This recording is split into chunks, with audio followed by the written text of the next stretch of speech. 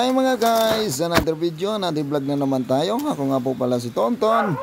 Hindi gwapo pero kung titigan mo, paniguradong masasanay ka rin. Walang ibang bisyo kung di magmahal ang totoo. Kada kung tinono talaga ito.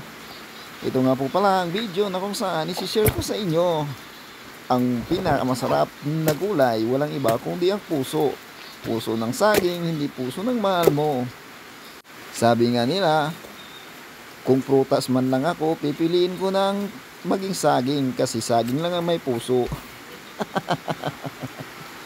Kada kung tinondo talaga ito ba? Alam nyo ba na isa sa masarap na luto dito ay ang ginataan at ang ginisa. Masarap din to gawing lumpia. Kasi hindi ka mahuhupya. Kada kung tinondo talaga ba?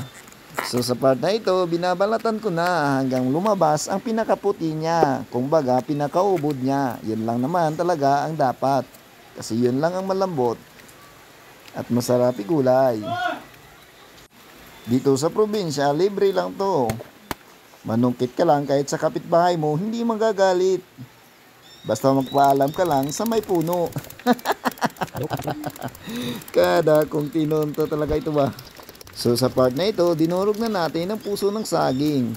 Puso lang ng saging ang kaya kong durugin, pero hindi ang puso mo. Kada kong tinonto.